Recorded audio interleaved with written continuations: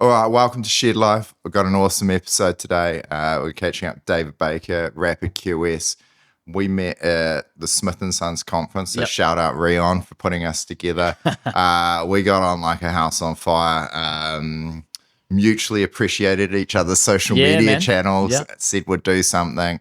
We're both hustling, so this will be coming out in the new year, but we're doing it with a couple of days to go in 2025 because you got to make it happen. Dave's driven down to mighty Eureka at 7 a.m., but that's what you got to do if you want to get ahead. So, Dave, thank you, bro. Good to see you again. Yeah, same to see you.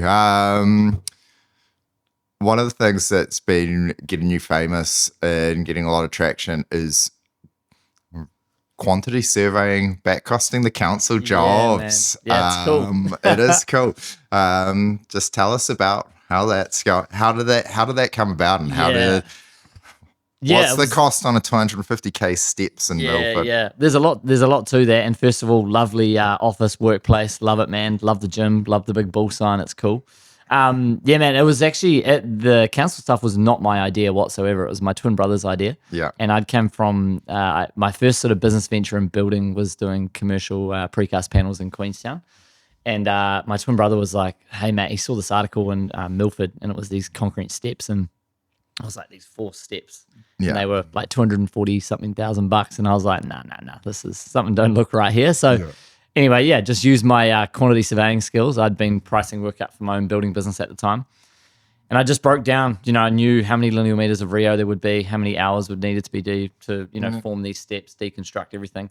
And my budget came out, I was being very, very generous at like $38,000 or something. And there was 3 steps. So I just times it by 3. Yeah. I rounded it off at about 100K or 110K.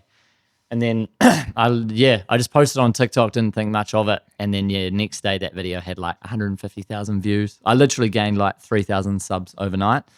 And even our marketing director was like, text me in the morning. He's like, "Fuck, I heard 2 guys talking about this in the cafe this morning at some random cafe." So I just had, I suppose you don't know, like I didn't know there was like something to uncover there until that one went like kind of viral. And then I read like every single comment, and there was like 4,000 comments. And then I was like, shit, I think we've really uncovered something here. Yeah. And then we just saw the like revenue numbers at Rapid QS, and the website traffic was insane. Yeah. So it's been a good marketing tool, a satisfying like way to uncover why rates in that are so expensive and why everything goes up all the time, and just common sense. Was there anything that did uncover? And I would caveat, we do some work for the council, bless councils, and I think there's some challenges. So we'll go through this with it. If why it's, at least double the price. Yeah, I mean, that's the one thing I see all the time is I read this comment, and like I haven't found any hard evidence yet, and this is why I'll keep digging, and I've learnt so much going down like the OIA, like official LGIMA request, like Information Act, and that's just another thing where I just think there's too much, like it's not black and white. There's too many gray areas for that. We need councils, but like if you look at like what it states in the law of councils, it's just to maintain and do all the like core services. But I feel now they're just it's used as like just a real fancy, like it's just everything's kind of just blowing out. And I think it just all needs to be stripped back to like core basics, and it shouldn't be like deemed as and nothing against people that work in councils, I'm sure it's a hard job, but like why can it not just be back to core basics and deemed as like, oh shit, you're working at the council, instead of, oh wow, you've got a cool job at the council. I don't know, because it's not there to like fleece people and spend a shitload of money. It should be like we're spending the least amount of money possible. We're open and transparent with all the money that we spend, because it's not our money, it's your money.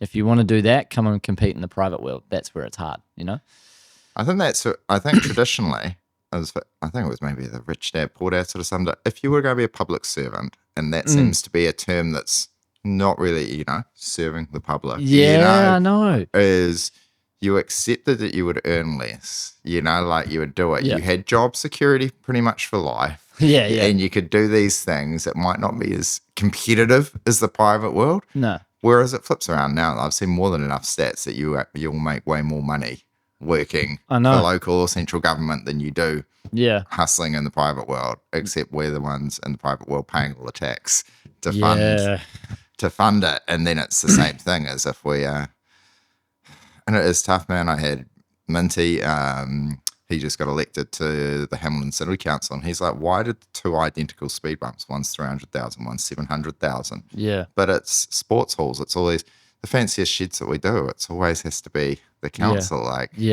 Why does it need a special facade and dressed up by inside? I'm all for like obviously like infrastructures, improvement to councils, communities, like parks. I'm all for that stuff, and I'm all for like the safety aspect. Like I'm not saying that we don't want speed bumps, but you can't tell me that there's like the thing is there's 700K, there's about 300K in design and consulting costs that I think needs to be stripped out ASAP.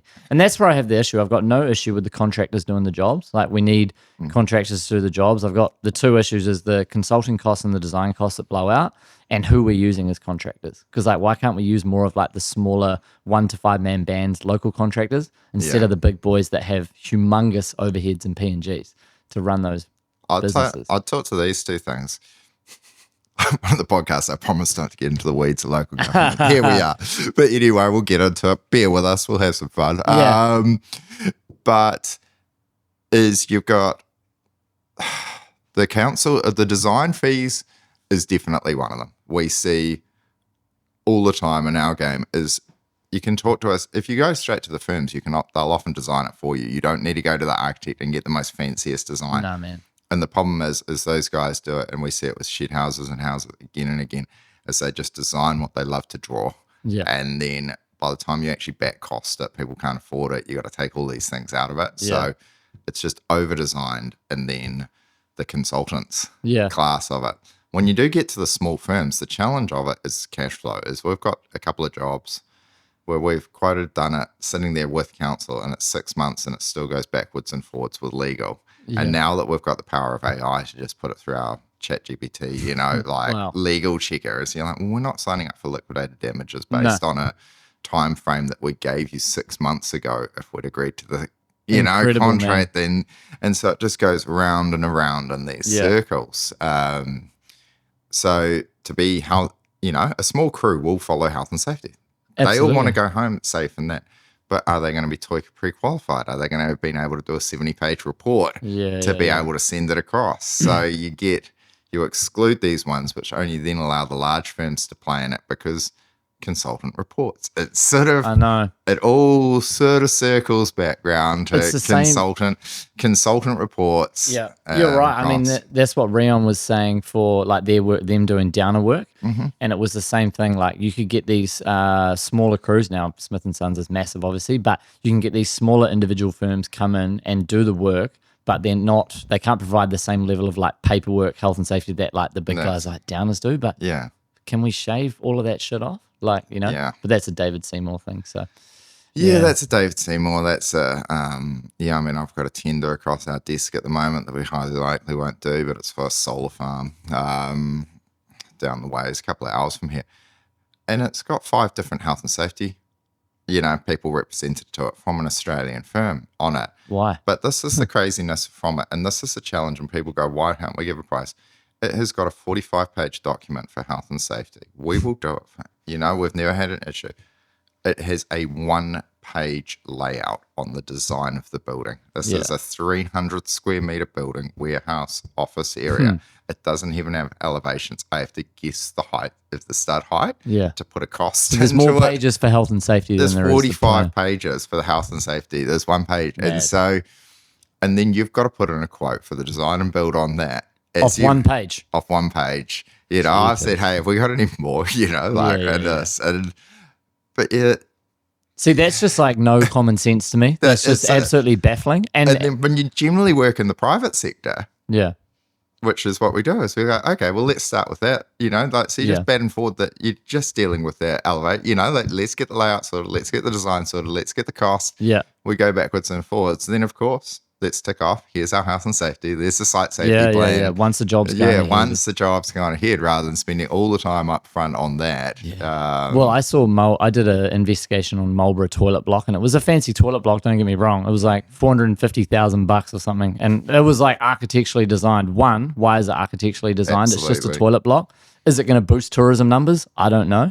And then number 2, there was 27 individual invoices to an architecture firm, and I was like, but commercial sensitivity, they didn't show me the values and they didn't show me the company. So I couldn't ring them up and be like, why'd you guys send 27 invoices? Yeah. So that's my next problem is like commercial sensitivity. And yeah, there's no transparency. That's Well, the it's thing easy I to have an spend issue other with. people's money. Yeah, man, We see it for as, and you're going to have at least 3 layers there in it. You're going to have the architect will do a design. They'll send it to a PM that's probably subcontracted to somebody else. They'll have to get it approved by the council, and it just goes round and round and round. Rather than, I think they're trying it with the hospitals and that. And the quicker we do this with New Zealand, the money we spend on infrastructure is actually minimal. The reports, I'll tell a good guy, is the Ministry of Defence a couple of years ago. So this is I won't dump him in it, but he goes, how much do you think we spent on engineering reports, in the financial year? Just Ministry of Defence is $60 to $70 million they did on engineering reports. Just reports, nothing built.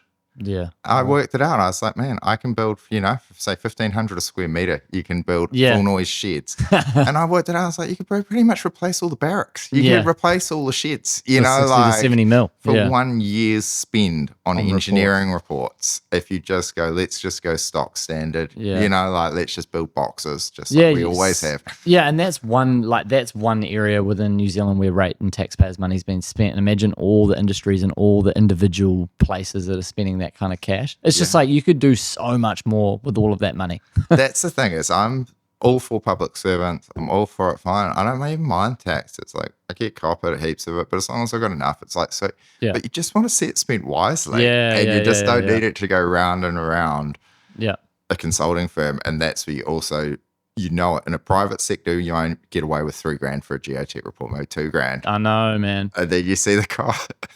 I know, and I have a bone. We won't go down too far down the council road, but I had a real bone to pick with, I'll call him out happily, Darren Toy. He was working at Kaingaora, and they built these transportable townhouses around Rotorua. There was like 5 of them, and they worked out to be 22,000 a square meter for these yeah, I know, man, for these horrific little transportable townhouses. And I rang him up, recorded the call, and he couldn't confirm the figure over the phone. And I said, well, I've got your OIA request in front of me and it works out. I've roughly gauged it at 45 squares on the bottom, 45 on the top. I've worked out his costs and he couldn't confirm. And I was just like, how do you feel good about this? And to point of your conversation, the geotech bill alone was like $15,000. And I was like, mate, this is the point of the phone call that went viral for me. I said, I've just built a shitty little house down in Wanganui, 65 squares. My geotech bill was $1,800. Yeah. Like, how have you 8x the price? Like, how does that happen? Couldn't answer the phone and said, I don't have the information on me, and hung up and never got back to me. So, and then I tried to follow him up about a month later and he'd resigned. So, yeah. Yeah, and that's where you go, is it corruption or is it incompetence? Yeah, I don't know. I leaned more towards there's a lot more just incompetence, but $22,000 a square meter, we could do, and this isn't an advertising for us, but we would be at 10% of that cost for beautiful, warm, simple things. And I you built could for $2,1 a square. Yeah. And housed 3 people. And I'm a small fish. And so that's where you just wasted money. So same to agree with you, man. I'm all for paying tax. I'm all for GC. I had to go to hospital and I walked in and out straight away. I was there for 4 days, not a cent paid. I'm all for paying tax. I've traveled a lot. I go around the world and I love coming back to New Zealand. Yeah. It's the wasteful spending that I have a huge issue with. That's when I'm resentful of paying tax. Yeah, I 100% agree. Yeah. I love it. The hospitals looks after me. It's looked after my kids, my wife. My kids have gone through school. I went through school, uni. It's all cool. Yeah, but man, I'm all for it. I want that to stay. Yeah. And so we can't be paying 10 times the price for it. It's the same for social housing. I'm a massive fan of social housing. You know, I think we should be providing even more social housing. And we could if it was spent, if the buck went further, right? Yeah. So that's where I'm just open and transparency is where I've got a massive issue. I want to see a line by line breakdown. Yeah. So, man. Bring it on, eh? I think that's what's happening in this world. And lots of the cases, the more transparency, the more sunlight, the better on these situations. Yeah, for sure. And ideally, it might be, few eggs will get cracked along the way, but then we'll have a much better omelette if we can just have some transparency here in New Zealand across the spending. So that's awesome. Awesome that it's shining a light, and then it's cool. that it's actually, that it blows up. And I think that goes to show people look down. We've been on TikTok for ages as well, but you've been on there, is people are consuming, it's not just Radio New Zealand where people care and want to listen and understand this. Yeah. It's all across the country people care. It's just getting that information out to on the platforms that people are doing it. Yeah, for sure. So my thing for like early next year is I'll start bringing this out in all my videos, but I want to build up like a real, because my next question, the questions I get asked is like, what do we do about this? Like, you're doing a great job, but what can we do? So I'm just going to start up like a massive like newsletter email list, and I just want that to start going viral. And if I can get like, I don't know, 50 to 60,000 signatures or emails like next year, I'll keep like documenting and processing that, and hopefully we can do something eventually. I've just asked for like one project that I can audit and back cost and be like, this is how much I could have saved the New Zealand ratepayers. So still waiting for my opportunity. Yeah, interesting. And that's not to say, hey, we've worked on some cool ones and I've done it, and we've done it with the council. They're on the YouTube channel. We'll just charge the same price as if it's the normal. Like that's just been my policy. It's the same margin. Work out what it costs, put the same margin on, and does it. So it's not everything, but there's certainly some of these that are just out the gate. Now, should we? If people want to find it, where would they find? Instead of waiting till the end, where would they find these videos, and where do they get into it straight away? Yeah, I just have it on if you literally just go on davidbaker.online, Instagram or TikTok is where all my videos are. I want to start building up like a YouTube series on all of that stuff as well. Yeah. Just need the time and resources. But man, David Baker online, Instagram, and just David Baker on TikTok as well. Awesome. So yeah. All right, perfect segue. Where did it all start? Where did you grow up? Wanganui, farm boy from Wanganui. Yep. So out the back of nowhere, like 40 minutes north of Wanganui, Mangamahu. Sheep and beef farm, 450 cattle, 3,000 sheep. Dad raised me and a twin brother. Real cool. Awesome place to grow up, definitely when I had So kids. you're just raised by your dad? Mum and dad, sorry. But yeah. And then they shipped us off. Mum. Yeah, shout out mum, did a great job. Sold up the hair salons when she found out she was having twins and thought, fuck, this is going to be a mission. Yeah. They shipped us off to boarding school when we were 13, went to New Plymouth Boys. Nice. And Boys High was like awesome, man. It was like the first time in just like this competitive environment for 5 years. And it was all about just rugby, like egos, who's the biggest, who's the strongest, who's dating the most girls. Like that was high school to a T, man. What era are you? I'll just ask, what sort of primary school did you go to? How big was that, and what was that like? So private primary school in Wanganui, St. George's. My dad went there like way back when it was like collegiate St. George's. Yeah. Probably about 300 co-ed, real cool primary school. Yeah. And then most of the people that went from there went through to collegiate. Yeah. But because that's quite a like pretentious fancy school. But because we lived out in the sticks, boarding school was going to be like completely like not financially viable. So we went to like a public school, and we tossed up between either Palmy North, which is about an hour down the road, or New Plymouth Boys. And I think as soon as we saw New Plymouth Boys for the open day, we saw the gully. Yeah. And that's like the big rugby field there. I don't know if you've seen it, but it's fucking cool, man. Yeah. Like it's absolutely wicked. So me and my twin brother kind of got like we were just like, we got a real good feel about New Plymouth. Yeah. Signed up there, did 5 years of boarding. It was wicked, man. Loved every minute of a day. So you were already into rugby then? Yeah. And then after 2 broken collarbones, I was like, nah, I'm done with rugby. Yeah. After that, and it was like maybe when I was like 20, I think we were playing club rugby as well. I had like my last injury. And I just realized like every year, man, I was just on the couch for like 4 to 6 weeks with injuries. And I was like, you can't get ahead doing shit. So sold the motocross bike, stopped playing rugby, and kept pursuing tennis. Yeah, fair enough. Yeah. I think that constantly with sport is I'm often offered, do you want to come and play this, President's Rugby? Do you want to do this? Do you want to downhill mountain biking and that? And I make a real judgment of what sport will I do, or can I keep doing at this age? Yeah. Where I'm not going to get injured. Man. Like I have been injured once in weight training, but that was stupidity. But otherwise, it's just like, what can I do where I can keep playing and not every day, and you can somewhat guarantee the next day you can go back and do that again. Yeah. So tennis for me was like, touch wood, never had a tennis injury, and the amount of like friendships, people I've met, business connections I've had throughout a bit play like half decent level of tennis is like second to none. It's amazing. Yeah, it's excellent. Yeah, I've never played tennis. Oh, I played maybe a couple of rounds with Mike in tennis, but it's another cool sport. It's wicked, man. It's a real like gentleman sport, I feel. Yeah. It's kind of like, I haven't gotten into golf. I've done a little bit, but definitely prefer tennis for the workout side of it as well. That's what seems quite cool about tennis is you run around, you're working out. Yeah, man. man. It's a cool sport, yeah. I still play hockey. Hockey's the one team sport that I'm still I could picture you as an ice hockey player, right? Yeah, I would You've have. got that ice hockey look, crazy ice hockey. Yeah. Yeah, I played field hockey, defense, don't come through. Nice. Shout out Hurricane North Stickman. Okay, cool. So New Plymouth boys, were you academics, sports, both? And what's like with the twin brother?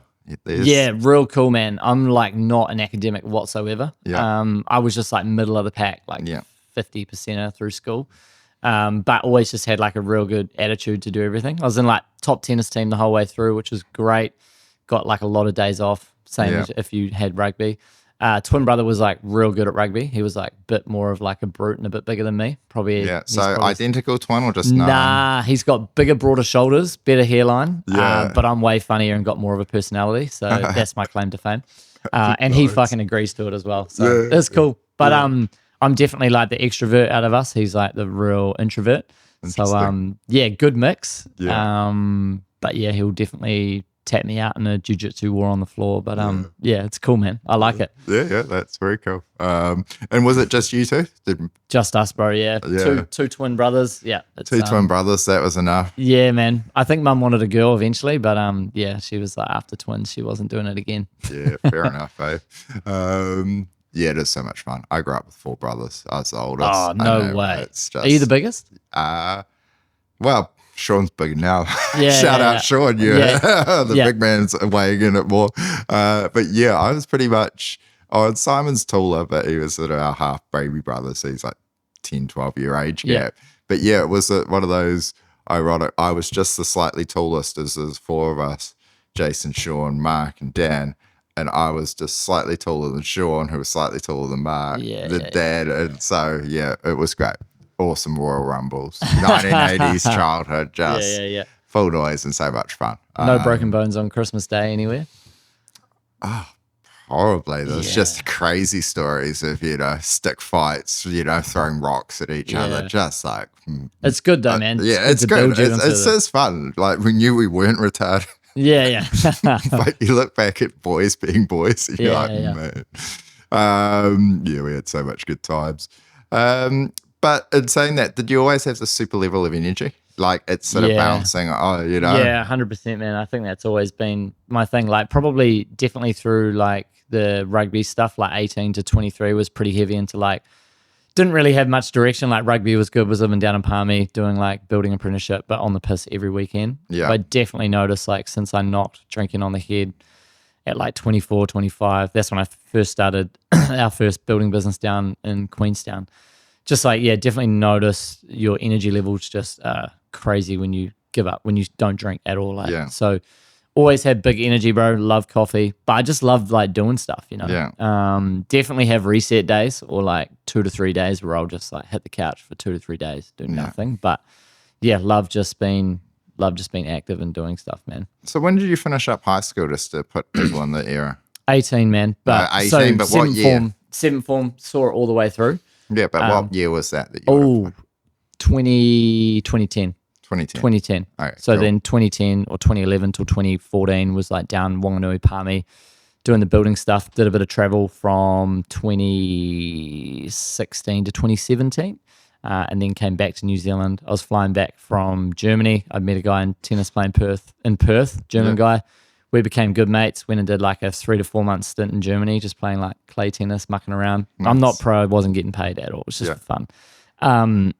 Did that and then came back and started working for some guys that I met in Palmerston North. They had like a recruitment company and they were like, can you go and run like all the guys down in Queenstown? So that was real cool. Funny enough, they ended up going under and liquidating and owing millions of dollars in taxes and stuff. I got paid, which was cool. But horrible, experience. But that was like my first real see into like the business world and the commercial sector, and just seeing like how these 2 guys that you thought you could trust them, like would not pay 10 to 15 employees for like weeks and weeks on end, and just keep saying money's coming. that was rough. What is it with it when you saw that? Had they just got themselves, and this goes back to even sort of what we're saying with the council, was it incompetence or was it sort of personal corruption? You never know if it's malicious or... Yeah, that's it. Like they came across to me like real honest, truthful kind of guys. And because I was always like getting paid on time and everything was cool, the comms with me were fantastic, but the boys in the houses were always like, hey, have you heard from these two? Like, have they paid you? Like, what's going on? I was like, yeah, like I felt bad saying, yeah, I got paid because I worked all my hours. Like, what the hell? So yeah, that was real horrible. But you know, we ended up ditching them because I brought another good mate down from Wanganui to come work with me, and they didn't like pay him, and it was the wrong person to not pay. He was like a Golden Gloves boxer for like a decade. And I was like, bro, you guys are stupid, man. Anyway, my mate Jake, he ended up having a good relationship with one of the project managers on the Dominion site there, and he got offered a contract, and he just came to me and said, man, why don't we bin these dudes? We'll just go off and do this, and we'll steal all their guys, and we'll just go and do it ourselves. So that's kind of what we did. And nothing happened, but yeah, it was just like, that was my first real taste of like, it was horrible seeing people not get treated that way. So, you know, and business is never easy. Like there's always things that go right and wrong, but so did they go into liquidation? Did they go bankrupt? Yeah, bro, they liquidated, and then they started another company, started doing it again. I was not involved. And then only recently it was like coming out and like stuff in NZ Herald on how like this family business duo is like all split up and the brothers don't talk to each other, and one's in Dubai, the other one's saying that he didn't know about what he was doing behind the scenes and all this stuff. So yeah, just real shit, man. But that's another huge problem in this industry and a part of what I was doing on social media when I started Rapid QS, and you'll probably circle back to this. But I was always like calling out crooked developers that weren't paying people. I felt like fortunate I was giving enough free value out for so long on that Instagram page. It was building up like such a good loyal following. And then one day I made a post just around a developer not paying some builders, and it just went like wildfire again. Yeah. So it was kind of cool, like finding like my voice and where I felt like I could do a lot of good things to people. One, give a lot of like pricing and information tips away to guys to help them make more money, and just let them know that 55 an hour plus GST is not really a good rate. No. If you want to make good tin as a contractor and actually make profit, you need to be pricing a lot higher. And then two, also just spreading awareness for guys that, you know, developers that weren't paying subcontractors and builders, you know. And was that something that you, after going through the Queenstown experience, that you wanted to stand up for it, or you always sort of stood up for it? Like because it's not really the Kiwi way, which is sort of holds us back, is like every day you can open up this stuff with the NZ Herald, and there's another dude that's been bankrupt that's running a pool company. I mean, that's the latest one with his wife, you know, and it's just like, it's so dodgy. It's so bad. People report it to the government. They just sort of like, oh no, he said that he wasn't. And you're like, and then it gets left. I've got like the thing is, I think what hit for me was it was one like contract I had, and it was completely my fault, but good learning curve. It was like a big labor only development in Wanaka, and job was going like real well. Price of the year out quite high, like $450 a square meter for labor only. So any tradies would know that's a real good rate. Yep. Had it locked in. We got maybe like 30% of the way through, and then they gave us like a 5-day termination clause. But that was something I was naive, didn't get advice on it. Anyway, lost a shitload of money, had like 3 stage payments owing of about 35K each. So that was horrible. And literally I was like, shit, I don't know what to do here. But took all the boys out to the pub and just said, this is what's happening. We're out skis in 5 days. If you guys want to come with me, blah, blah, blah, everyone will get paid. And that's when I relocated back to Auckland. So that one hit real hard because I had to go back to like 2 years of like learning how to just make, I saw like 3 accountants and they were like, you're going to have to make like 200K clean before tax profit to pay all that debt back. So let's just give a bit more context. So this is roughly what, sort of 2016, 2017? Yeah, what are we now, 2025? Yeah, it would have been, 17, 18-ish. Yeah. Okay, so you've worked for the company that liquidated and then kept rebranding it and not paid the guys. You've taken the guys, you've built a labour-only company in Queenstown. Essentially that was it, You've gone and signed up for a contract with a big townhouse development over in Wanaka.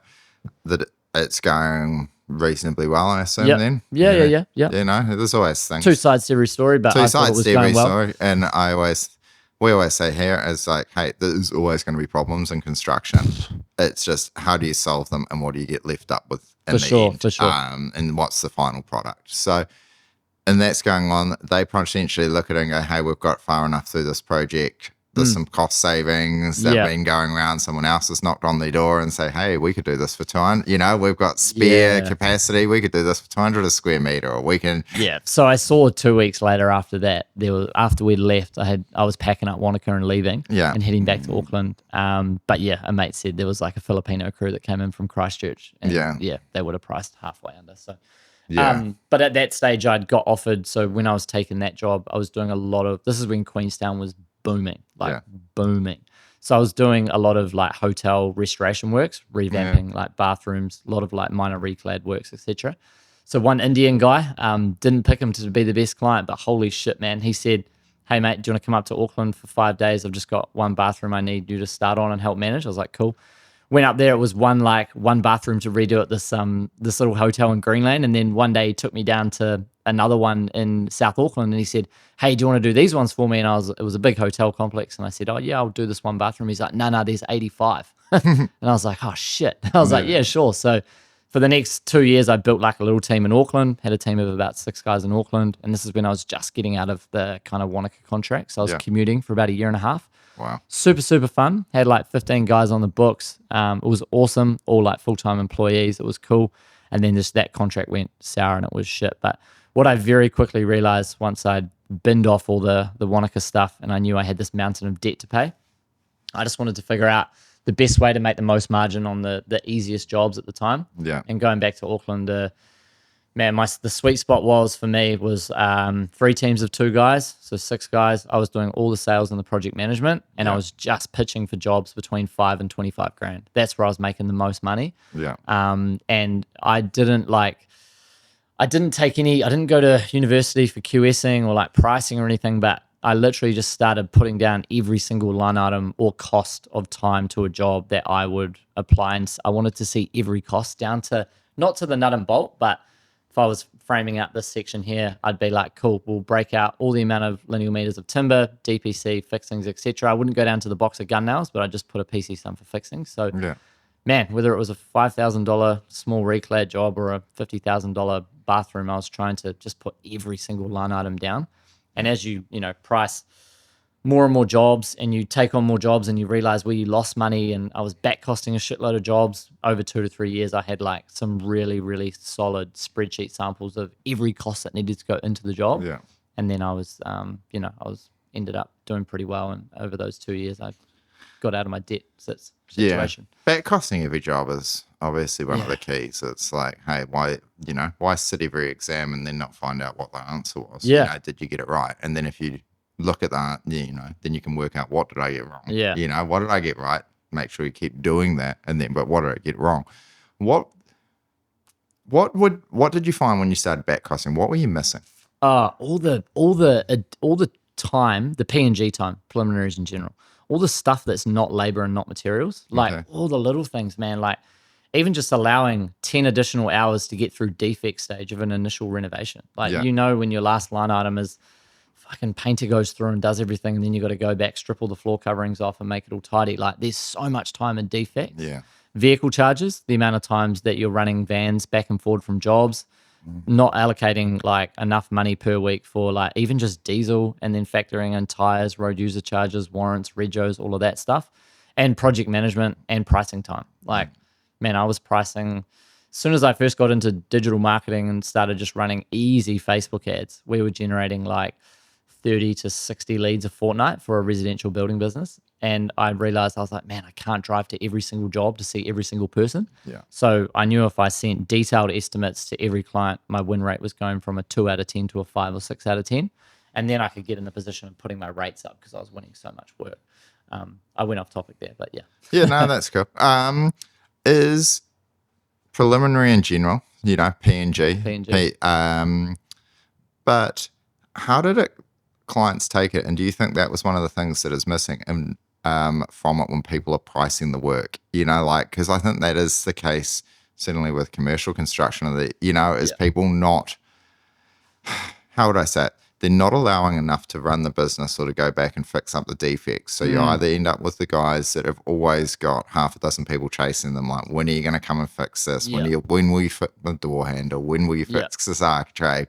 When's this final bit of flashing, or my gutter or a downpipe's not connected? No, I'm struggling. No. It was just around the P&Gs.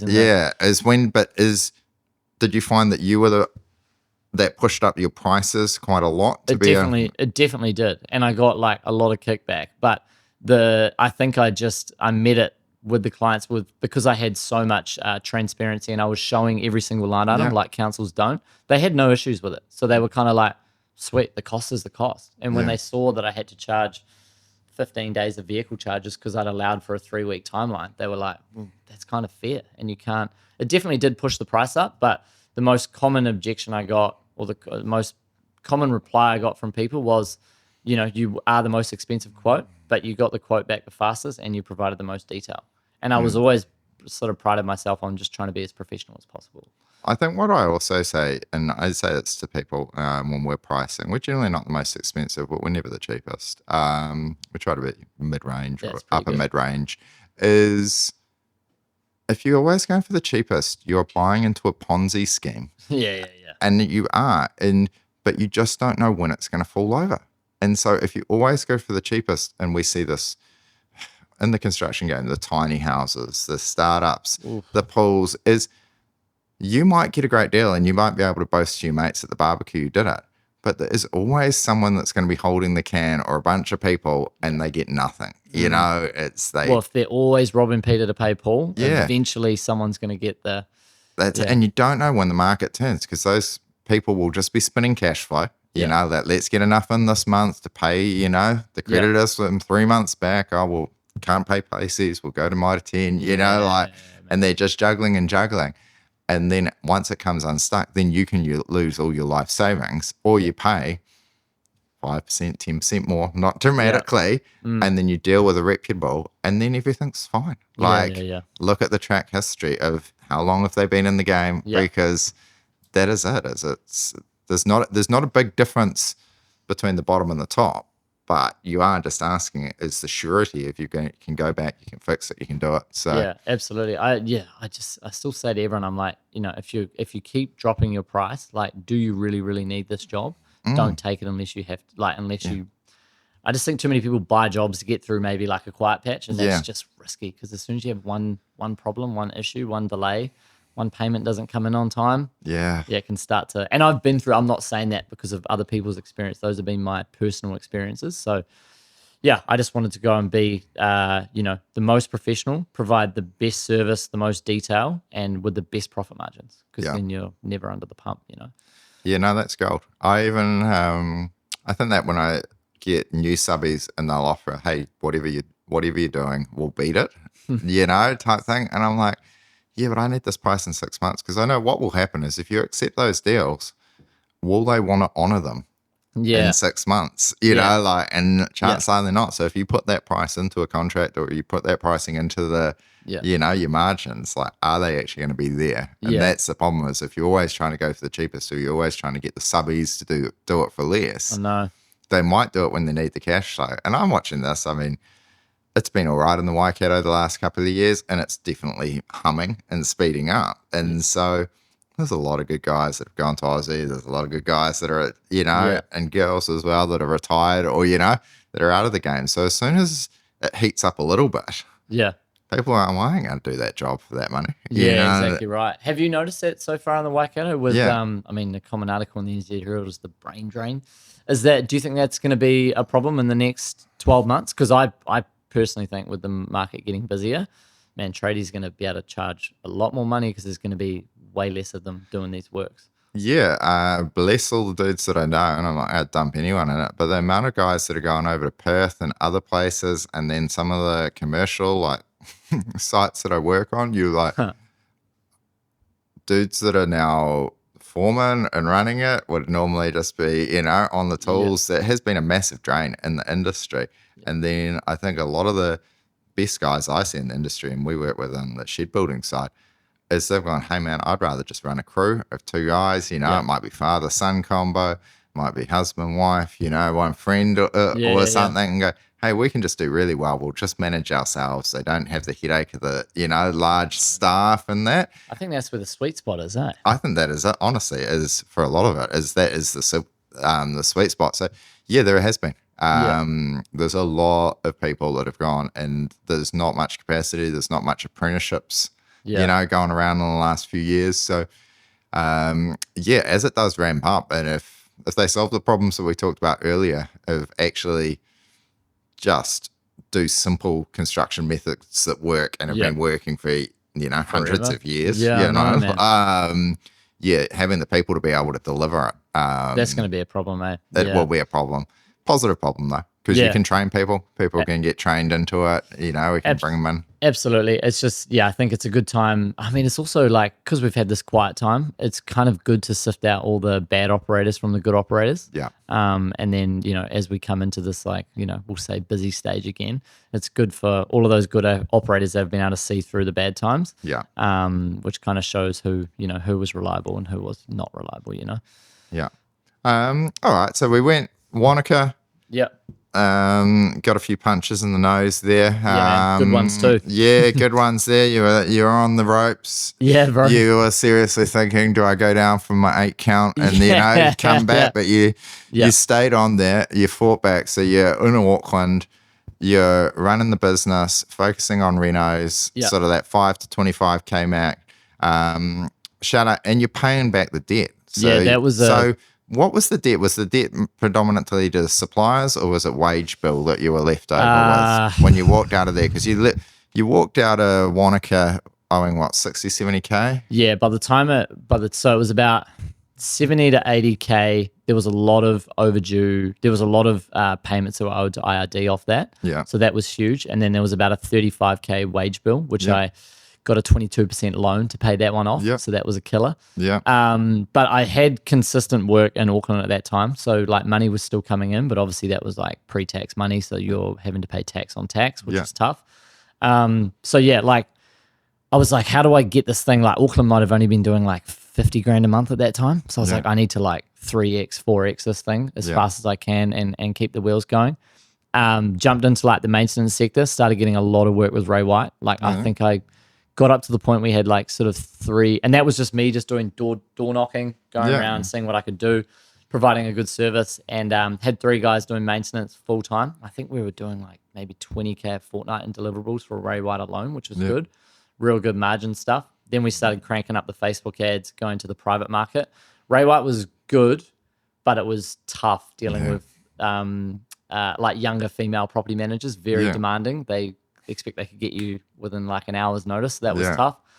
As soon as I started to diversify and go to the private market, start opening up those Facebook ads and started getting a lot of work there.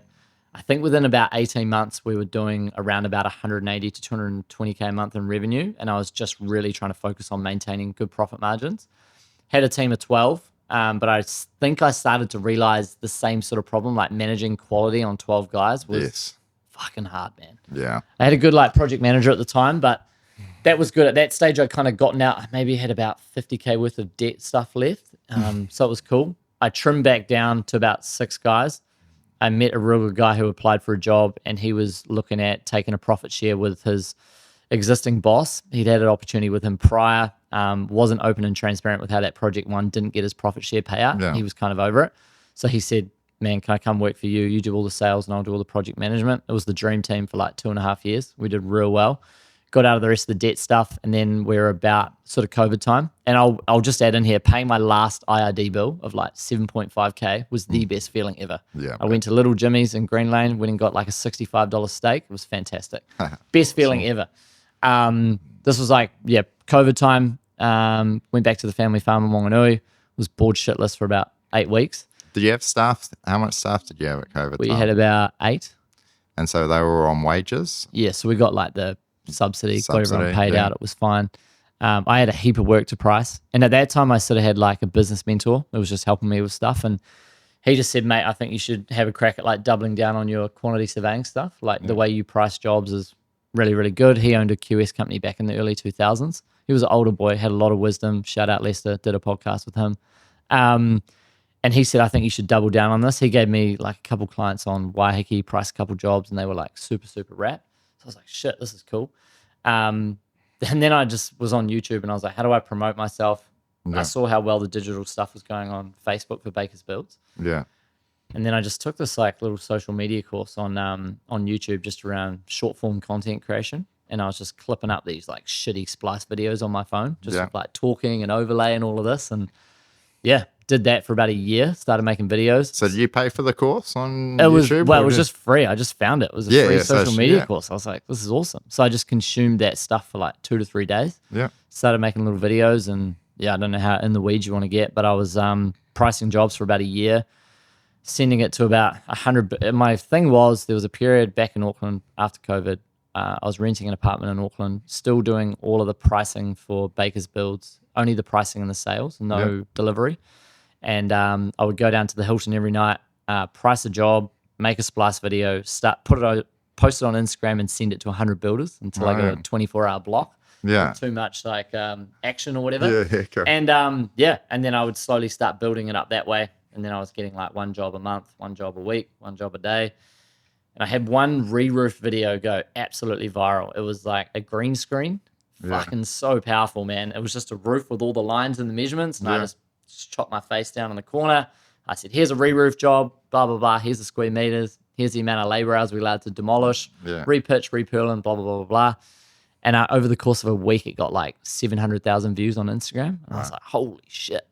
So that was like a real game changer for our business. And that was probably the point of going from maybe 10 jobs a month to about 30. And then QBS. This is for Rapid QS. Rapid QS, yeah. And then Troy from QBS in Auckland reposted one of my reels around, I did the difference between fixed price and charge up and how bad charge up is and fixed price is the way to go. Yeah. He reposted one of those and I went from like 2,000 followers to like 6,000 followers in like a week. And then that's when it really started getting busy. So that was like late 2022, early 2023. Yeah. And then just did the same thing, man. Started traveling a lot. I'd kind of like got out of Baker's Builds. I just amicably split with my mate and just said, you take it. Yeah. It was all good. I got like a tiny payout and I was just like, I just wanted to go and do the QS thing, travel, work remotely, be a nomad. And then I'll just ask, because so many people are so reluctant to get on camera and do it, you know? So for the Facebook ads, you know, and putting yourself out there, were you just like always super keen, like, man, I'm just so handsome, I'm so charming. The world just needs to know about David Baker. Yeah. Was there any anxiousness to? Oh, absolutely. Definitely not the most handsome, but I have so much confidence it doesn't matter anyway. But I was just like, because I had this humongous debt laying over me. Yeah. I was just like, I've got to do whatever I need to do to get out of this hole. Yes. And I don't want to compete with every other man and his dog doing this shit. So I had a real good mate, Mike V, the lead guy. He's like a trade specialist SEO guy. And he was working for like a dental clinic at the time and he wanted to go out on his own. He said, bro, I've been learning all this stuff. Can we just come over to my house on a Tuesday? We'll film this 30-second script. Yeah. Just say these words in front of the camera and we'll Facebook edit. And that was when like the first weekend we ran that, we spent $1,000 on Facebook and we got like 55 leads in like 5 days. It was mental. Yeah. So that was cool. So after that, I was okay with putting myself on camera. Making the reels on Instagram was definitely tough for a while, but the thing I always had is just pretend no one's watching. Yeah. Like if you just pretend it's for your own self-fulfillment, whatever that means to people, and just pretend no one's watching, that was cool. But when people started messaging me and being like, man, I'm learning so much from your videos. You've helped me make an extra 10 grand on this job. We'll go from 65 an hour to 80 because of this and this. Yeah. That's when I kind of really felt I was helping people make more cash and know what they should be charging. So yeah, adding value to it, eh? Absolutely. That's cool. And have there been any negatives about being out there? Yeah, for sure. Yeah. Like what, there's obviously the positives as you've been building all the business and we're not even up to modern day yet. Yeah. But what have been the challenges about putting it out there? Well, you get more high fives in restaurants and cafes, man. That's kind of cool. But to be honest, man, I've had no negative backlash from it whatsoever. I'm probably going to expect some soon if I keep banging on this council stuff, but I mean, it's just like I feel like I've got most of New Zealand behind me once it gets big enough to go. So to answer your question, Mo, not much negativity, not worth even thinking about. Yeah, cool. What do you deal with if you do get the little hater or the troll in the comments? Screenshot it, green screen it, and give my thoughts and post it.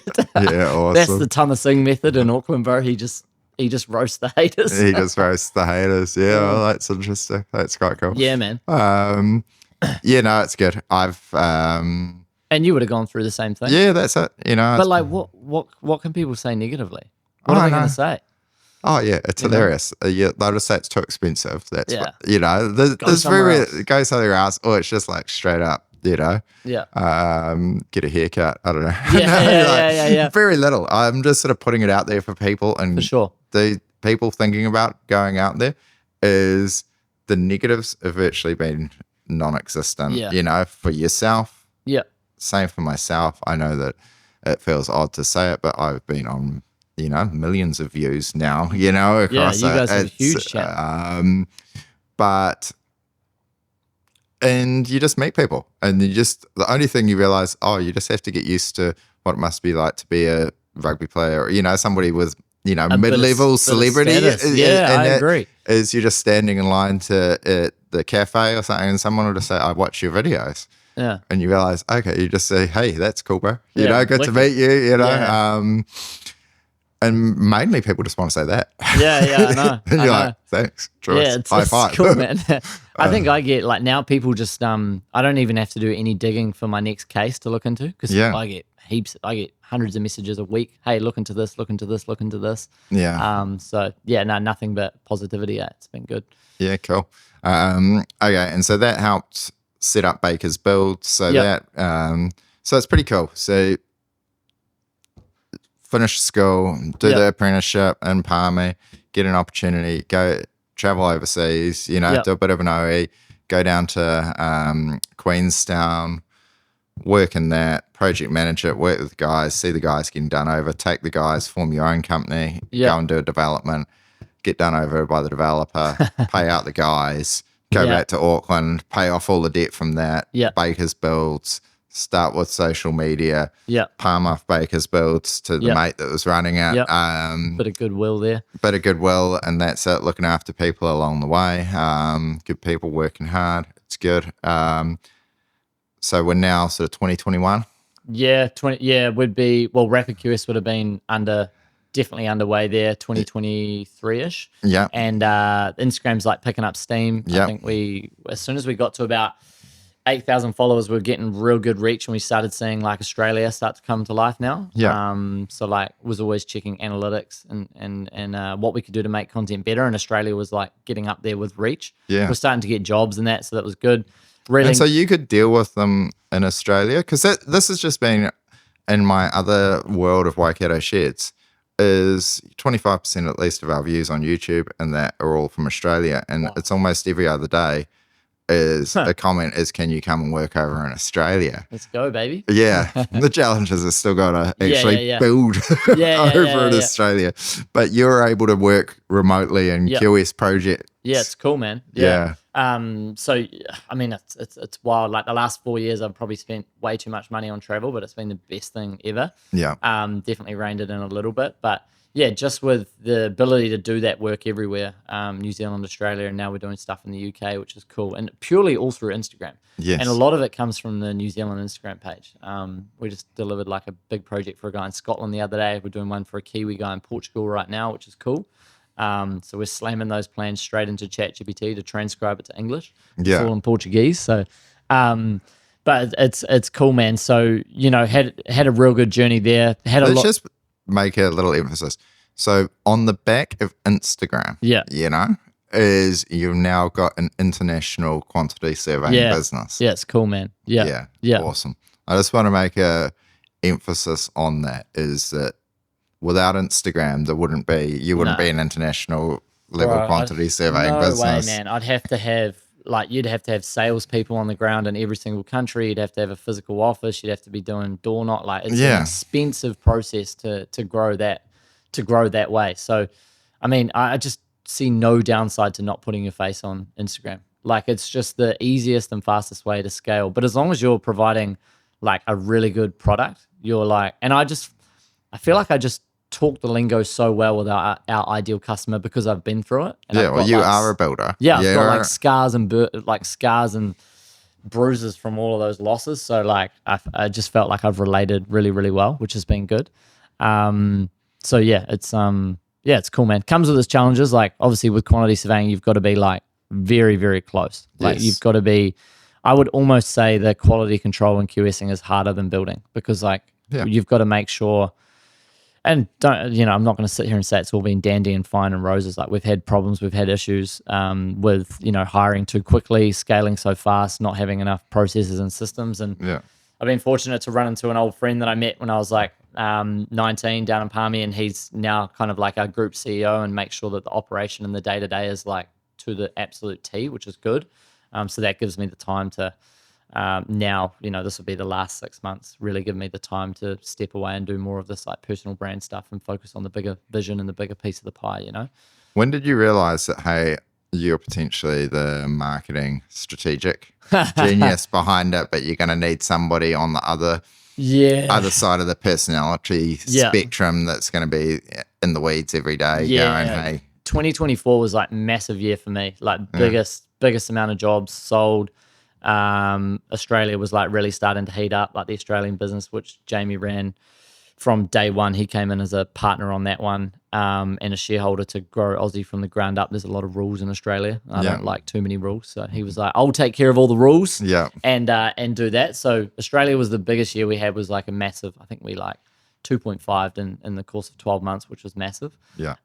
So from that point onwards, it's probably been like a 12-month transition, but it's been actually quite hard for me, because it feels like you're letting go a piece of your baby, because I do really, really enjoy the conversations with builders and hearing them when they get that final job over the line, they've submitted it to the client, got their first deposit, and they're underway. Like, the coolest experience was doing a job for this guy in South Auckland, labor-only builder for Penny Homes, and 1 year his yearly revenue was about 450K in labor-only work, townhouses. And then I worked with him on about 7 or 8 projects and helped him win 900K worth of renovation work, full contract. And he was like, I couldn't do this without just the backing of your numbers and that. So I kind of miss that stuff now, because I'm not on the phone with build. Like, if it was our thing, I'd be in the office at 5:30 in the morning, talking to boys, doing stuff. And now I'm doing podcasts. So that was it's definitely been like a bit of like a let go, like try and drop the ego, let go of it, let the guys handle the day-to-days. And when you still see the repeat business coming in and the Google reviews coming up, it's like, cool, we're all good. Yeah, it's going well. Yeah, man. No, it's interesting. I've been very lucky working in the world of Waikato sheds, is working alongside, I consider myself the apprentice to the master, Brian, who founded it. Yeah. And he said his lesson was, I spent too long being the main man selling the sheds. I should have moved myself out of being it. And I'm pretty sure he still sold a shed this year. Like 70. As he just couldn't resist. He's like, you have to remove yourself from the coalface, Jace. Yeah. And it was so hard, because I love selling sheds. I love dealing with the clients. I love taking a concept into, put it on paper. Let's cost it out. Let's do it. Let's make it happen. Then walk through it. But then that's been able to allow it to scale the business. Yeah, because otherwise it's just is the bottleneck. And it's still tough every day when you get people going, hey, Jace, I've got the shed. I want to work with you, friends, family, anyone, and go, all right, I've got an awesome team. They will look after it. But if you've got any issues, you can always get, I'm still here. Yeah. It's a tough transition for people. I think it takes longer for everyone. How long did that take? Was that like a couple of years at least? Yeah. Well, I feel like I'm only 6 months into that journey, and I still don't feel like I'm completely through it yet. But yeah. Thank God you said a couple of years. No, that's it. And I think if you wanted to give it up straight away, you'd probably be issues if you're like, no, I just want to do that anymore. Well, fair play to my partner Jamie. He was like, do you want to be seen as the guy as the the one-man QS consultant, or do you want to be seen as the guy that's built this global QS business? And that was like that was one hard-hitting moment, but also the other one was I went and priced like a $500 QS report. But this was me jumping back in the weeds. Yeah. This guy messaged me on Instagram at like, fuck, late at night on a Wednesday. He's like, hey, man, I urgently need this 24-hour turnaround. I was like, fuck it, I'll do it. Easy. Yeah. Invoiced him, did it, paid it the next day. And Jamie was like, bro, why'd you price that bathroom? Like, we got a team of QSs to do this. And I was like, bro, I just wanted to rip through it, get it done. He's like, and then he sent me a screenshot of a TikTok that I posted a day ago, and it got like 40 or 50,000 views. And he's like, a day ago, you got 50,000 views on the business. And then yesterday you went and priced a $400 QS report. He's like, bro, just stay there. That's more valuable, you know? So a couple of hard hitting moments. Yeah, it's good. Yeah. Similar world. It's like, go down to Queenstown, go meet the Smith & Sons, have nationwide builder networks. Yeah. Or sit in the Sell a office and concept. just, and we're like, we'll check over this. Yeah. No, that's cool, and it's a good lesson for But it. it's just learning, man. Like, it's all just a learning curve. So. Absolutely. Well, that's just the journey, isn't it? Yeah. I'll throw something else out there. So you've been a builder, and then you become a QS, and you've turned that around on Instagram. Yeah. What things do you see that people are sort of missing the opportunity that could be listening, like that you could use social media to leverage? And do it and change it, because you've taken just a skill set that you've built. Yeah. Is there other stuff? Because you must becoming one of the most famous, if not the most famous quantity surveyor that must do in the heads of quantity surveyors that have gone study. Yeah. Absolutely. Man, I just think there's like, there's just huge, I mean, you would agree with this, like there's no real science behind it. There's just like massive opportunity to it. Like every company should be investing $60,000 to $90,000 a year into marketing, or a social media person full-time to promote, like hands down. Like if you, just with everything changing, like if you're still running a business that doesn't have a website, like you're missing out. I'm not going to say your business is failing, but you're missing out on so much potential business. I don't know, man. There's no, I've just seen nothing but positivity from it, from just giving out free information. Yeah. And my parents were like, why are you giving away all this info? You're not, you're not going to have any work, blah, blah, blah. I was like, builders are too busy to price. Like they're not going to. Yeah. I'm just building up trust. We've seen the same thing. As the builders initially were like, you go give away our secrets. And I'm like, they're not entirely secrets, guys. Like it's just showing off how to do good flashing work, how to build these things. But, explaining how to build, explaining how we do the process, how do we put together a building and everything. Where are the suppliers? Shouting out all of the suppliers and that. It's because people like it. People like and see the good job. If you're adding value, there's plenty more work out there. Yeah. I believe this strongly, is this world's not a set pie that we all have to fight over. You know, it expands and contracts massively. I think you've dealt with them a lot, but Luke Keamy's, when he put out that there's like 140 or 160 billion dollars in New Zealand just sitting in term deposits right now, like it is wild. And this is New Zealand. Like we're a mid-ranked country in the world. We always like to think of ourselves as like the richest, most spectacular place in the world, but we're not. Like there is so much opportunity if you can put it out.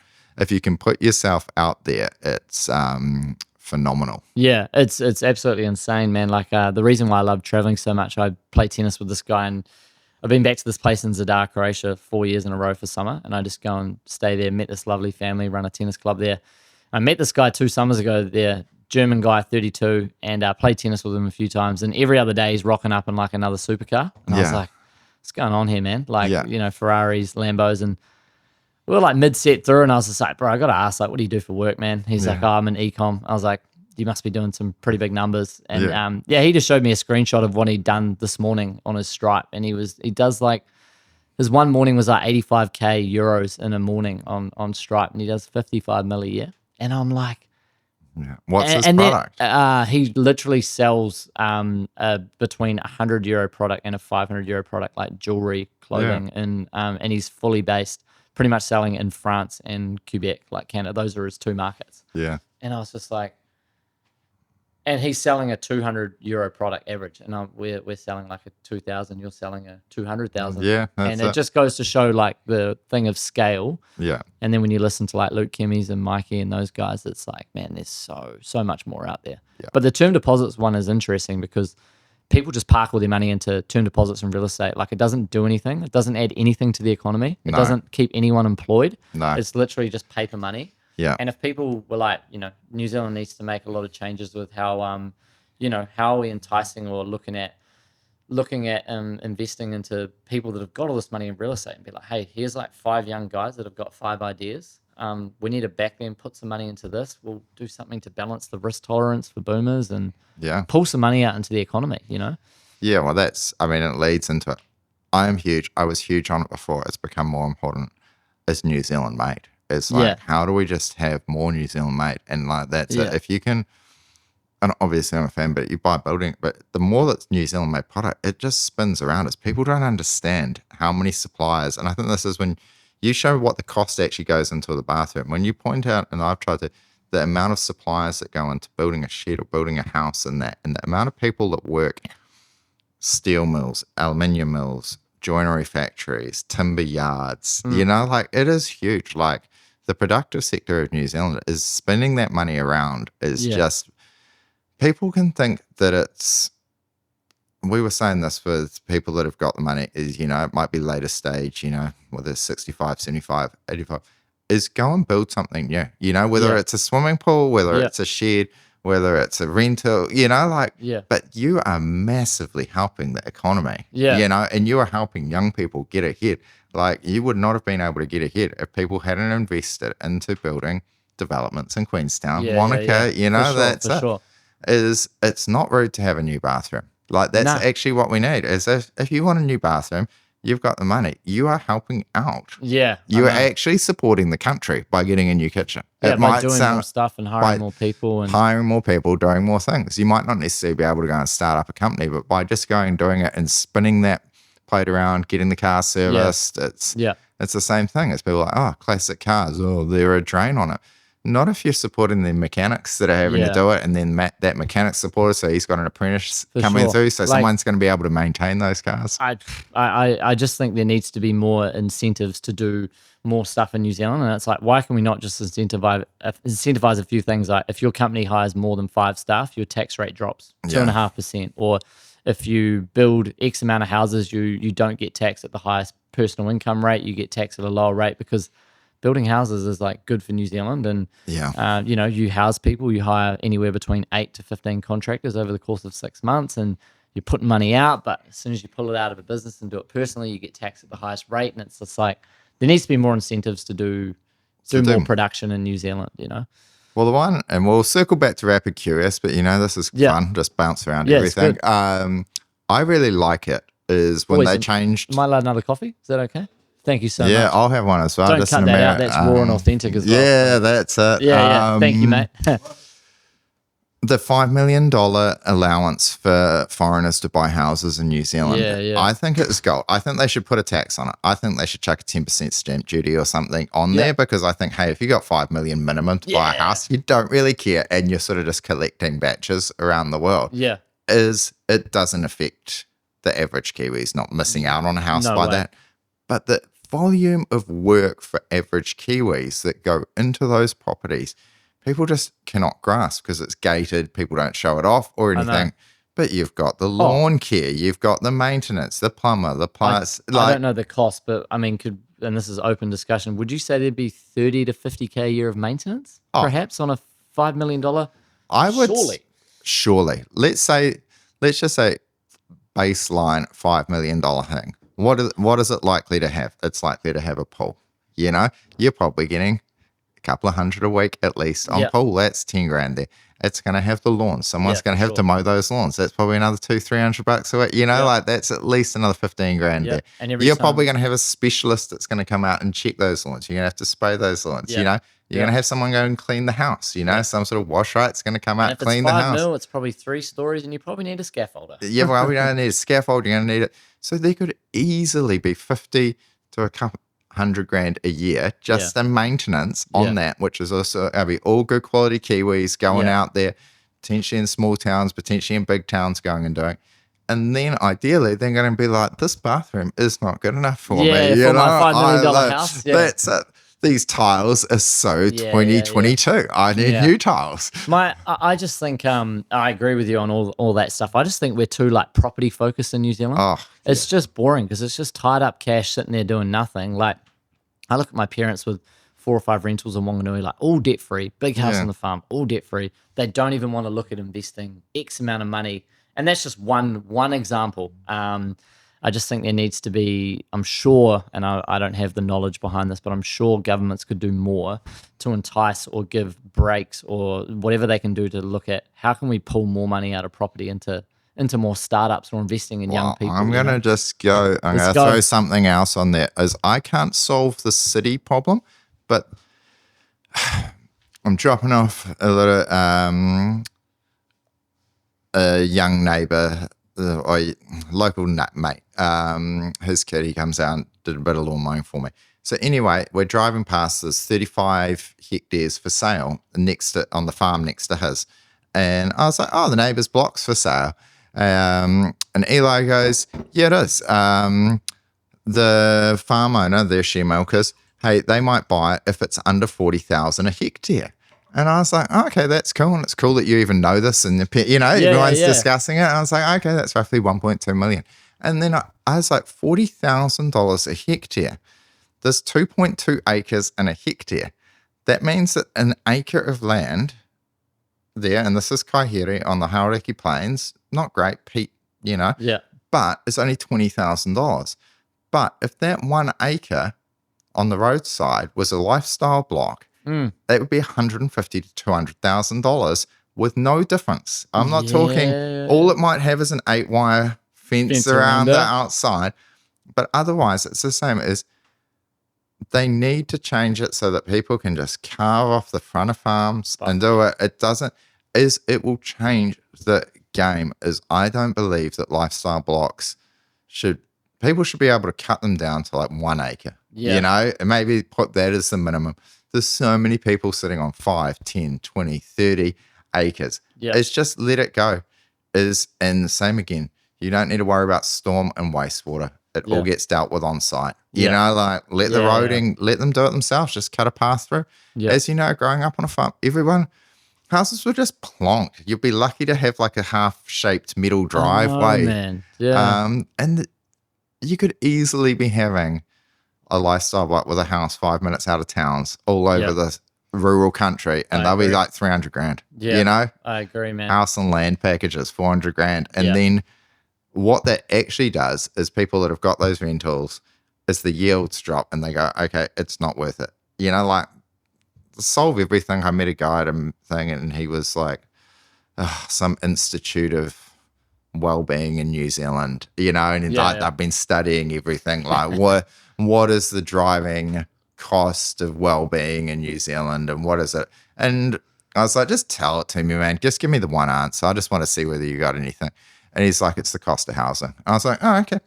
I 100% agree. Yeah. Like, you drop the cost of rural land like that, you're not dropping the cost. You're just removing this artificial barrier. Yeah. And that changes the game for everybody being able to, if they want to move out to the regions, do it. All around provincial towns, let them do it. This country has so much land. We tell this story. I love reading All Blacks stories, but the All Blacks. It's fine, bro. Thank you so much. Thank you. Massive. Is the story of the All Blacks, which is the story of New Zealand, is we're the tiny country at the bottom of the world that plays this funny game, and we're the greatest. But we're not a tiny country. Yeah.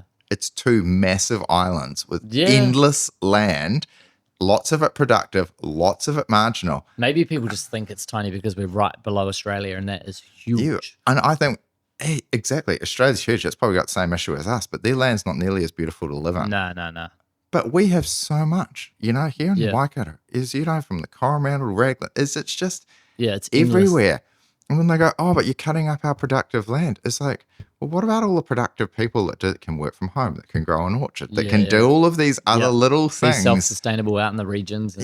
Self-sustainable. Do the little things. Have their little cheese spots, Be a blacksmith. Do these, there's so many cool things that you can do if people have the land with a bit of room to do it on. I know, man. But when that land is $700,000 for 2 acres, It's out of reach for people. and then a house is $1 million to build, it's just out of reach. It's wild, and it's interesting looking at like in Auckland with this huge oversupply of housing at the moment. Say whatever people want to say about it, but I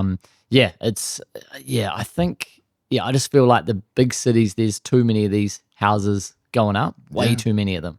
And I don't know, I'm only in Auckland just to do business. It's been great to get ahead and do all that, but I will not be living in the big smoke anymore. It's just, it's not a good lifestyle living for me personally. No, it's, but that would attract more people. I think if they deal with it, and we'll see what this RMA does, but that would be the thing is, I believe that the land value should be the same whether you can use it for farming, lifestyle, commercial, industrial, same thing. The amount of guys that I know and deal with that would expand their mechanics business, expand their panel bees, expand their factories if they could simply buy land easily and then just build it. Yeah. And we're talking building to the best code possible. Like no one wants dodgy. Nah, man, no way. I always say this.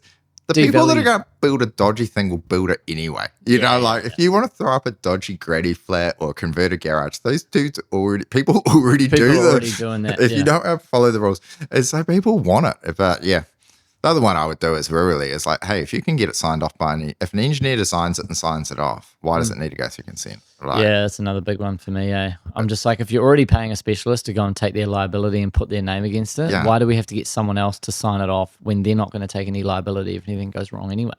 Absolutely. It's and they never fail. And I'm only. When have we ever heard of a industrial commercial lifestyle shed ever failing in New Zealand that's been built in the last 25 to 30 years? It just doesn't happen. No. I haven't heard of that either. That's it. Like I always say, I'll never build. I mean, occasionally it's a firewall. You see, you've got to semi-have an internal gutter, but as long as you're not stupid and running your gutters into the center of the house or something, just do it normally. Trust these are the rules. baby. Water runs outside. Gable to a big old gutter. All right, so we're going to circle it back. So it's roughly 2022, 2023. Instagram's going off. Rapid QS starting to get some traction over in Australia. What's happening now? Oh, Australia is good. This is when we really start taking podcasting seriously. So we start doing these shows, and this is a Luke Kemmy's thing, man. I just wanted to get 20 out of the way as quickly as I could. So pretty rough and ready, man. $2,000 iPhone, some DJI mics. We were going to Australia probably like 5 times a year. And, so you've got your own, this is your own podcast? Yeah, we're just doing the Rapid QS podcast. Like all the messages we're getting on Instagram, people wanted more long form. So the first 30 to 40 episodes was interviewing or builders that were kind of like really in their career, giving out gems, teaching young guys what they need to be doing on how to not fail and get paid and all of that stuff. Did that, exhausted that pretty well. And then we did one first podcast we did like an on-site. Someone had a real cool job. I can't remember the first one we did, but we started, calling it bold builds. We wanted to start getting the views up with kind of like grand designs. That's always been the compete with grand designs with the QS element and talk about costings and give all that stuff for homeowners. So that's been going well.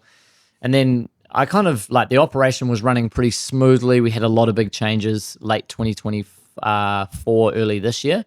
And then I was bored in February, went up to the UK, took my video guy and 15 grand. And I was like, I'm just going to go and start this UK thing and we'll just have a crack. So went up there for 2 weeks, leveraged the Instagram. Hey, any Kiwi builders in London, hit us up. We'll come and do some video stuff for you, free content. We just want to shoot some ads, do some Facebook and TikTok ads.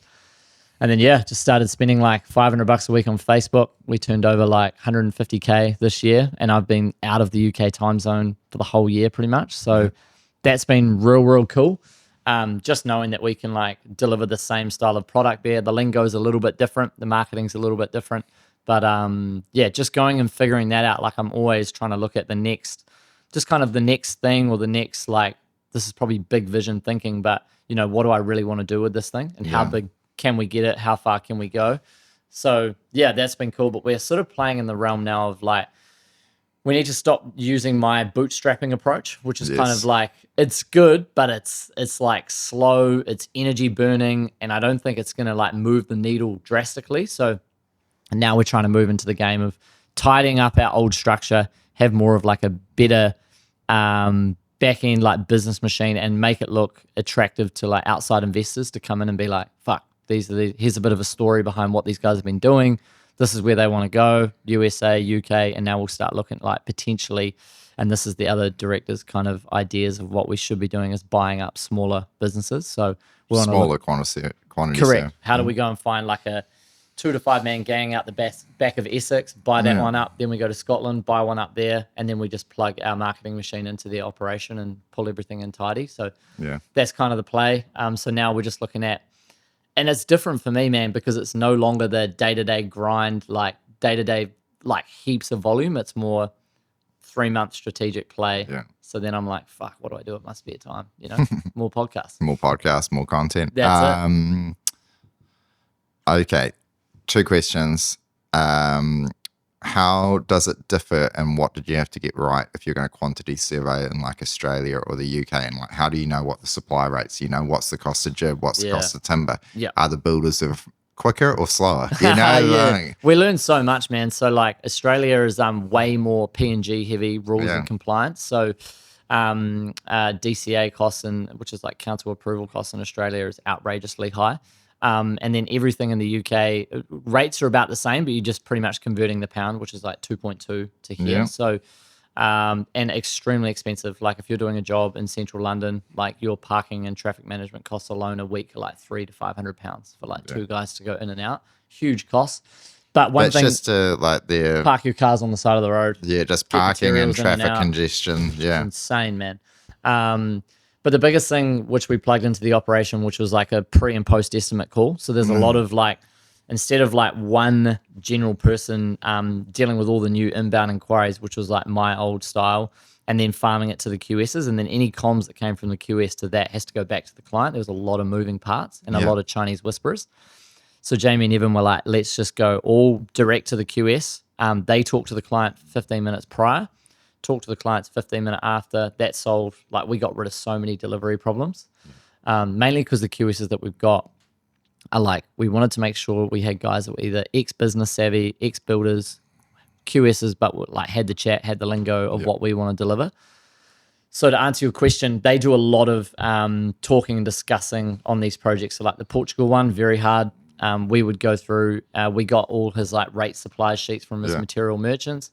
Anything that we were unsure about, we would just like highlight red in there and be like, hey, is your shower glaze panel $1,800 a unit or is it 2,500? Yeah. Highlight that red, and then in the post estimate call, we'd work through all the red line items and tweak and change. So yeah, we definitely, people use us for the way that we've broken down our jobs. Obviously like our storyline's huge, our marketing's good, and people just want to work with us. So yeah, that's the biggest thing. So in the early days, it was a lot of guesstimating and estimating, but now we're like, we just get it straight from the horse's mouth.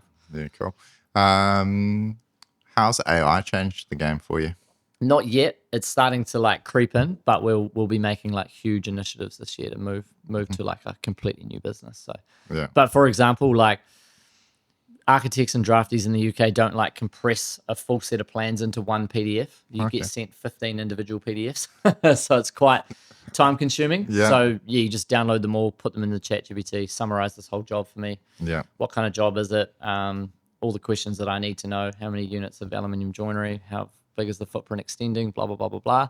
Saves a shitload of time. Yeah. So much time. But there's still no, like you can't plug it in and say, measure the total amount of framing for me. No. But that'll be coming soon. I'd say 2 to 5 years. 2 to 4 years. Yeah, it's interesting how, what it can do, what it can't do.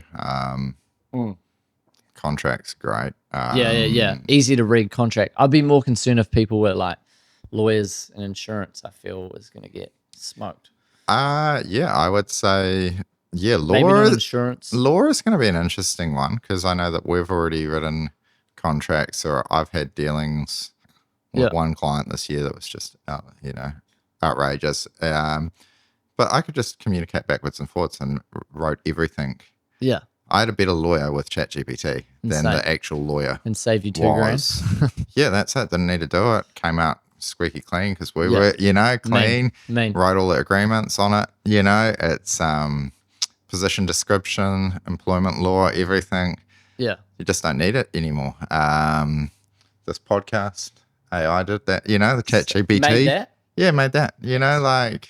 Saves $500 on a Saves graphic design. $500 and And the you get it- time. Like that. No waiting 2 weeks. 10, 15 minutes of just playing around. I like that. Sit on it, change it again. So, it's same again. It's just get used to using it. You know, if you're not using it now, is just start playing with it, start having fun. It's just an accelerator. Yeah, like I'd love to obviously talk to these two young fellas here, but I'd just be concerned with people that are coming through school. Like they need to do, like I would just be spending every single extra moment just watching and learning podcasts, digesting what it can do, what it's going to do, and just be careful with signing up to university degrees and just ask ChatGPT, is this degree going to be relevant in 5 years before you go spend 50 grand and most importantly, waste 4 years. Well, that's my biggest thing. We have the interesting one because we've had somebody else come on. I'll shout out Bernard, say the same thing. Both boys are at university. So Mike's at Auckland, Jack's at Otago. Yeah. Both doing uni. What I don't think can get discounted from university is it's potentially a pause on having to go out and make a life decision on what part of the workforce to enter at 17, 18 years old. Yeah. Like, do you really know? And this is purely, and there's a level of privilege that people don't grasp on being able to go to university, is networks. Yeah, I agree. So, and it's really opened my eyes to it as well. As I was at Auckland, Mike's gone to Auckland, but Jack going down to Otago is just all of the friends, and they all go down at once. You all go into the halls together. They're all off to Castle Street next year together. They all study together.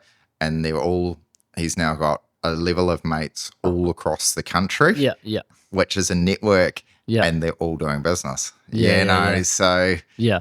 And as the years go on, people will trim out. But, 5 years down the track, there might be a couple of jackpots with 6 or 7 guys. Yeah. And you've got those guys in your back pocket. Yeah, you've got those guys. I would say if you want to hit uni, sure, don't assume that you're going to get a job straight out of there. Like if you're going to go and study to be a planner, quantity surveyor, that you've got a guaranteed job by any stretch, is you want to how do I, almost more of a thing where I'm not necessarily advocating for the arts or philosophy.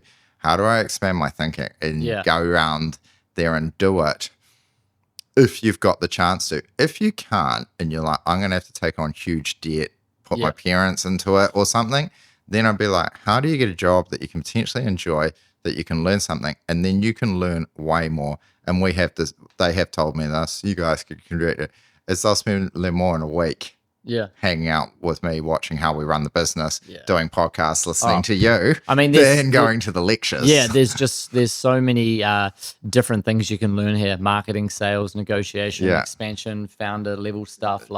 There's just...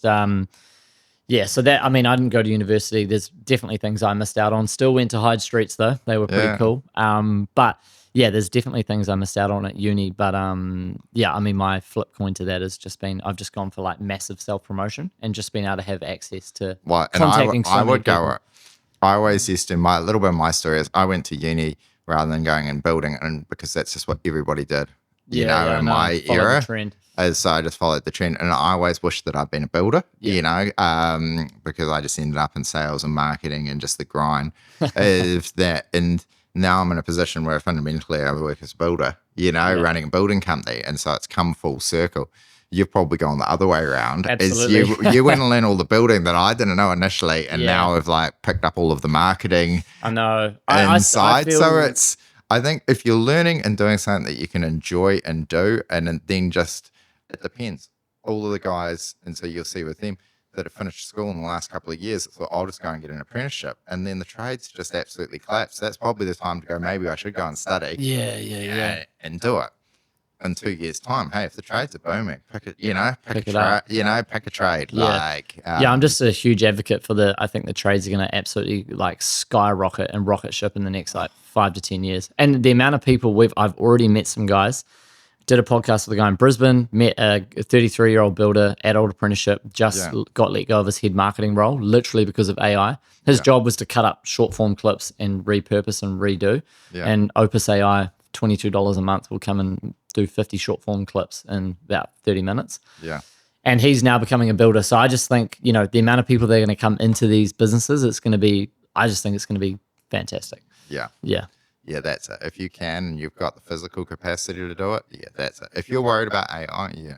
If you're still listening to us and you're at that sort of teen level or something and you're worried about AI, the simple one is just get involved in the trades. Yeah, you I'd agree. Like they're still going to be there. The wealth's still going to be there.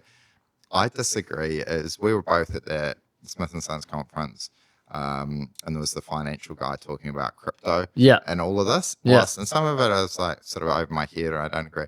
What I don't think is that the world will end. This is what climate change isn't going to end the world in 10 years. The US currency may or may not collapse, but the US will still be there. What people misunderstand when they go, oh my God, the farms goes bust. The farm is still there. The cows are still, eating the grass. If one guy goes bust on the farm because the farm's no longer worth 20 million, it's only worth 10 million, and they took on too much debt, put in too much palm kernel or something, someone else just buys that farm and the farm keeps running. Yeah, it keeps going, When I was coming up, and I'm, say, a good decade on, you at least, everyone was talking about how China was going to collapse all through the early 2000s and the mid, now China's going to collapse. China's going to collapse. There's too much debt. There's too much debt. It's superpower. And they just said, we don't care. Money is a construct and a concept. We will build factories, roads, apartments. And so even if Invengrad and some of these things collapse, doesn't matter. Yeah, someone else will pick it up. Someone else, and somebody might take a haircut. Some of those term deposit type people will do it. But it doesn't really matter. It's just a construct. Those apartments are still there. And that's where we could circle back around in New Zealand. If we're building factories, houses, warehouses, it's sweet. Even roads, bring it on. I don't care about the ROI. Yeah. The only concern is if we're just blowing it on consultant fees. No actual deliverables. That's where I've got an issue. Worst, we're taking the actual money and we're just burning it. Yeah, that's where I've got an issue, man. So I'm all for hard deliverables. If we can see something, I'm all for it. But just consulting costs needs to be stripped. So that sort of circles back around to AI is do not believe and do not worry that this world is going to end. Nah. I will bet everything. No, we just everything adapt. Everything will just adapt. Yeah. The Dutch dealt with sea level change 200 years ago and built windmills and dikes. Yeah, man. And for way worse than even the most alarmist thing. It gets too hot, air conditioning. The Saudis, they deal with a country that's 50 degrees. Yeah. I agree. I just think, everyone will adapt and learn. It's just who adapts the fastest. But then I also disagree with my own comment there because we still do work for builders that still have no websites. Exactly. And they still do $2 million a year. Yeah. So I'm like, you don't need a website to move with the times. You might just not grow as fast as everyone else. That's it. And it's sort of just choose where you want to be with it. I believe in riding the momentum. I think you're doing the same thing. I'm doing the same thing. Hey, if you're surfing the wave and it's just growing and it's pounding, do it. And then if you're serving others, and that's it, is the more, there's tons of families that do very well off the back of Waikato sheds. Man. And so I'm like, the better we do, the more families do well out of it. Yeah, the more it's cool. suppliers and everything else. And then if I can make things say, hey, I'm not going to, import my windows, I'll get them all, built locally.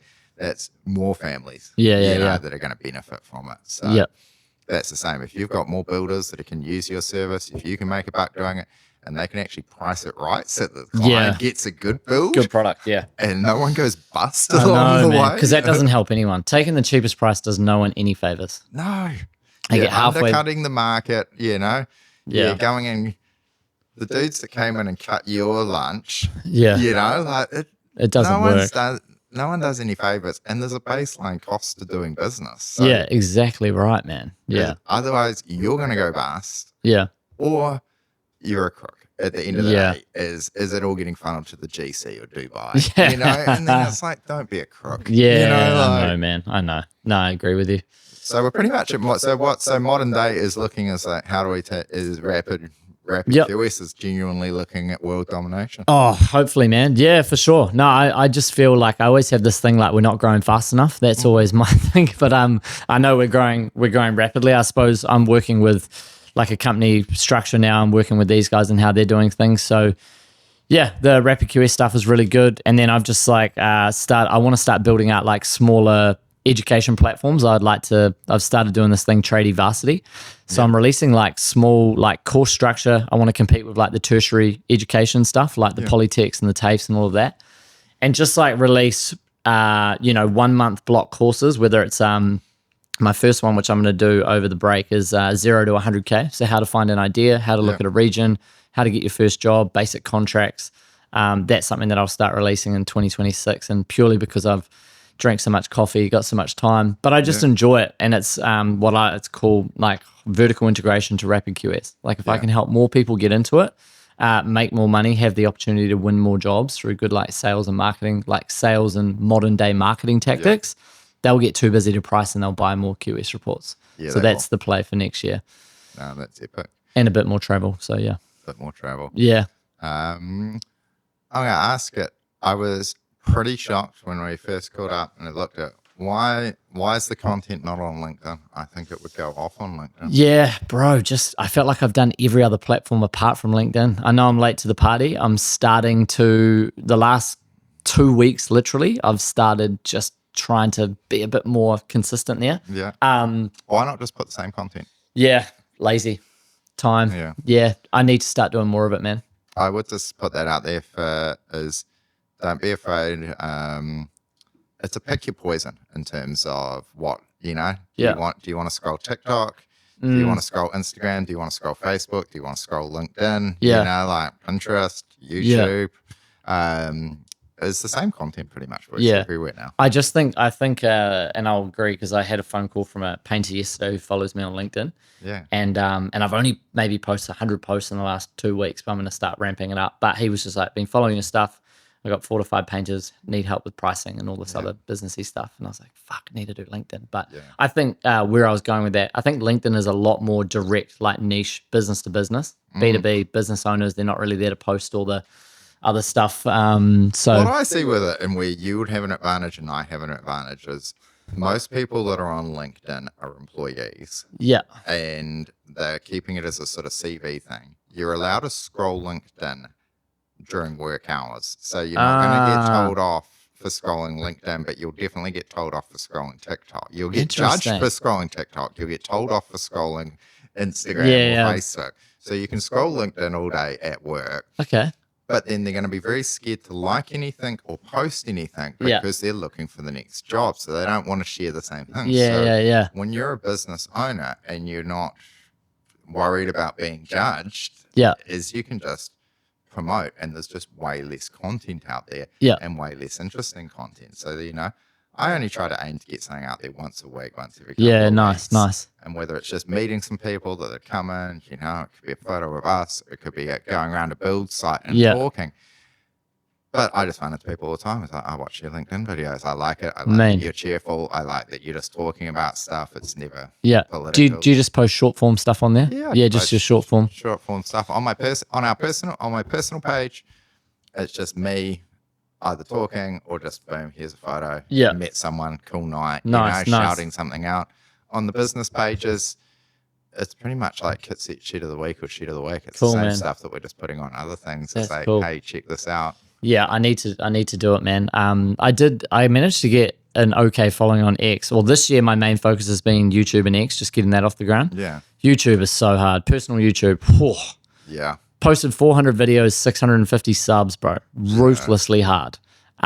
X has done okay, like 2,500 followers in 12 months or whatever. So that's been okay. And pretty good traction on there. Yeah. But yeah, I'm working every platform at the moment, so I need to start doing LinkedIn. It's just funny how I would never have thought 5 years ago my full-time job would just be posting shit. Yeah, no. It's absolutely insane. Yeah, my girlfriend will go, why are you always on your phone? I'm like, see that holiday we went on? Yeah. Posting content. Yeah, it's a trouble one. My wife will say the same thing. What are you on your phone for?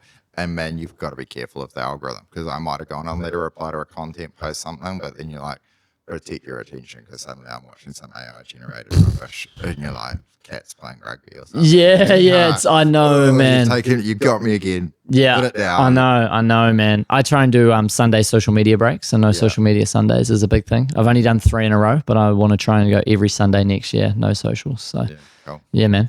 I will just, and Any routines, workouts?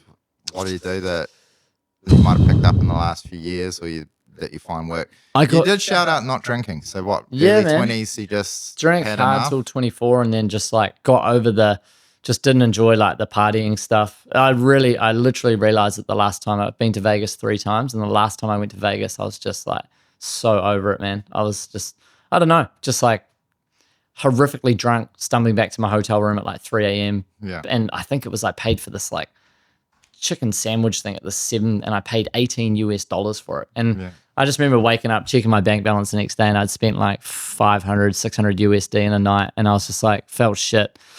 And yeah, we're on like a work trip. So I was just like, this is so stupid. So yeah, no more drinking, knock that on the head. I might be lucky to have 5 beers a month, every 2 months, just casual, very, very casual. Play a shitload of tennis, do a lot of boxing. I enjoy boxing. It's good. Just box? The Foundry in Grey Lynn. It's fun, man. So just do like a PT maybe once a week, do some sparring once a week. It's good fun, man. Gym and just watching what I eat. Yeah. Especially when you're sitting down all the time. I got in pretty bad nick when I was like 26, when I was out in massive debt. Yeah. I was like 105 kgs. I'm 84 now. Yeah. I had like 3 chins. I looked disgusting, had no girlfriend. It was horrible. Yeah. I had like a nutrition coach guy for like 6 months, just taught me all about macros, proteins, carbs, all of that shit. Yeah. And then I felt like once I went through that, I know if I creep up to like 87 now or 88, I just go back to those fundamentals for a month, back down to like 84. So cool. Nah, eat clean, sleep heaps. Do you fast? Sundays, yeah, I don't eat till dinner. And then today, I won't eat till 12 o'clock today. Yeah. So yeah, it's good, man. Yeah, that was probably one that really helped for me, was cutting out the bread. Yeah. Just realized I didn't agree with it. But just fasting. I picked it up on a podcast. I've heard it a fair few times. I just eat dinner. I just don't eat again until lunchtime. You know. How was your first time fast? Was it painful? Absolutely horrific. Oof. And I used to. I was in agony, man. Yeah, it was just so tough to not eat. Breakfast, eh? Yeah, breakfast, and you just get used to it. The funny thing with it in fasting is, once you get past these initial little things, your body's always trying to trick you. And it's just sending you signals, repetitive ones. A guy on here who's got serious leg issues, 3 failed hip operations. And he's like, pain is just a signal to your brain, but you can tell, just stop sending me the signal. And I think hunger is exactly the same for us. Yeah. Just in this, New Zealand world. It's just like, hey, it's midday. You always put something in me. Yeah. But just look how we operated before this modern world. Like, men would go out and hunt all day and they wouldn't eat till dinner time. So you don't need to eat. Like, we're not designed to sit around and eat all day. No. This is things that I've started picking up. There's a lot of the misconception, and I think guys, I would say, would pick this one up, because everyone wants to bulk when they're teens, and they hear like, oh, you got to eat every 2 hours, you got to do all these things, you got to have your protein within 10 minutes of the workout. Calories is over the course of a week, not a day. So yeah. That's it. And so that one made it so much easier for me. And then I've spoken to a fair few guys that have been able to keep their weight under control for years. Nice. Wait until life. And it's generally the cheat code is the ability to fast. Yeah, I think so. And then if they see too much, it's just go, okay, I'm just going to eat a bit cleaner and just eat a bit less. Yeah. And same thing. It's like cold water, and that it's just discipline. Yeah. I think the thing, when I first started fasting, the pains would be at like 8 and 10 a.m. And then I just read something and it was like, just scull a liter of water. And then I just started having like a black coffee, and it was sweet, eh? Yeah. But yeah, and also I probably do my best deep work in the morning when I'm hungry. That's when I'm just like, if I am super hungry, I know if I just power through, I'll be like 12 o'clock will come around and then we're on. So yeah. Yeah, one of the funniest things I find is then if I did miss that lunch because we're just too busy or something, I start hitting this next level at like 1, 2 o'clock, with like mental performance. And yeah. It's like the body knows to be even more on. Yeah. Which, I just sort of try and whatever, I just, I eat lunch and keep to it. But there's a bit of a superpower that if you need it, you don't need to eat, which is, I used to claim that I was always hangry. Like, oh no, I need to eat. Otherwise, if I don't eat my bloody bucket of porridge at 7, and then morning tea, then lunch, afternoon tea. And I put on weight thinking about food, I'm massive, I'm naturally big. And so, being able to control that one for anybody out there is the fasting on it. And I think so. and I think coffee's great. If you're going to hit caffeine, and we're both big fans of caffeine, we can tell, don't hit energy drinks. Yeah, that's just no good for you, man. Black coffee, man, it's good for you. Black coffee's good for you. It's great. Yeah. Anything else we want to share? We'll put in David Baker online. It's a great spot to find you. Yeah, man. Yeah, Instagram's probably the biggest one. And just enjoying doing the content stuff. I think, the more people you get to connect with like yourselves, you never know like what it's going to link onto. And then obviously you're coming on our thing after this, which will be good. So, man, appreciate you having me. Awesome. Thanks, bro. Legend. Cheers.